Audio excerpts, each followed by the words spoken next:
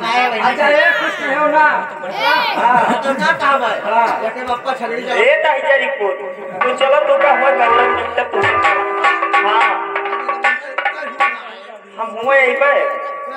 तब बकवा हमरे गांव में कुल जाती है 10 बार रहा चले कुछ नहीं कहा और जौले के लिए कुल जात थी तो दिन हम दोसर गांव रखाए थे तो हमार गांव रखा एक बात तू झूठ बोले हो आखिर दिन गिरना तो तू का दे के नहीं गिरना हां ये तो बात है ये दिखे लेके हम पाएंगे ए तू का याद ही ना होई तेरे चियत ही ना होई कि का दिहन ना हां ये तो बात वो है दिहन ना बहा अच्छा हुआ ना जो बनाई दी है हां ये तो कराई का रहा जाने हो ये नहीं बचा ना जाने हो ऐसे हमरे में है दो जन है उड़ान से चलत हैं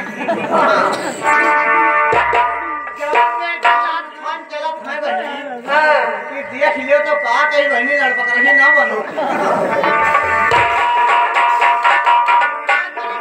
सऊदीया से आया है काम खा जाऊं जब 20 ईटा भाई का तो जानी नहीं पाता 7 रुपया ईटा लेके चले जाओ लगे नहीं ईटा वो लाज ले जाओ भाई तो कन भालू का पर घरवा नहीं जाने पावत है ये चले ए बस हेलो